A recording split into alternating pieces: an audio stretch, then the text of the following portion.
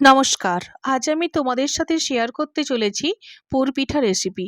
যেই পিঠাটি বাঙালির প্রত্যেকটি বাড়িতেই প্রায় হয়ে থাকে। আমাদের ইয়াং জেনারেশন সবকিছু বানাতে পারলেও পিঠা বানাতে একটু ভয় পায় বা হয়তো পারে না। যেমন আমিও সেরকম পারতাম না, প্রথমবার ট্রাই করলাম। প্রথমে কিছুটা পরিমাণ চালকে ভিজিয়ে রেখেছিলাম ঘন্টা ২ আগে, তারপর সেটাকে মিক্সিতে গুঁড়ো করে নিলাম।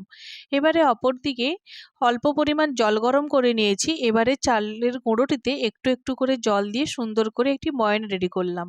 তারপরে একটু সময় ভালো করে দাবতে লাগলাম যত সময় না ময়ানটা প্লেন হয়।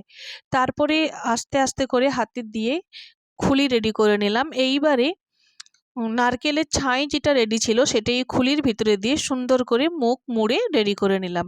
এইভাবে আস্তে আস্তে করে একটির পর একটি রেডি করতে লাগলাম।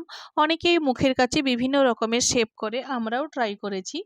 তোমরা চাইলে বিভিন্ন রকমের শেপ এই মুখের কাছে ডিজাইন করে করতে পারো। অপরদিকে গ্যাস জ্বালিয়ে হাঁড়িতে করে কিছুটা পরিমাণ জল দিয়ে জলটি গরম করতে বসিয়ে দিয়েছি। আর এই দিকে জামে করে সুন্দর করে পিঠাগুলোকে সাজিয়ে দিলাম। একটির উপর একটি সুন্দরভাবে সাজিয়ে অনেকগুলো পিঠা ধরিয়ে দিলাম। এইবারে জল তত সময়ে গরম হয়ে এসেছে। এবারে এই জলটি গরম হয়ে যখন ফুটতে শুরু করবে, এই জাম ভর্তি পিঠাটা হাঁড়ির উপরে সুন্দর করে বসিয়ে দেব। সুন্দর করে বসিয়ে দেওয়ার পরে ঢাকা লাগিয়ে ১৫ থেকে ২০ মিনিট রেখে দেব। এইভাবে জলে ফুটতে ফুটতে পিঠাগুলোও সেদ্ধ হয়ে এলে এবারে নামিয়ে ঢেলে নিতে হবে। নামিয়ে ঢেলে নিয়েই রেডি পুরপিঠা।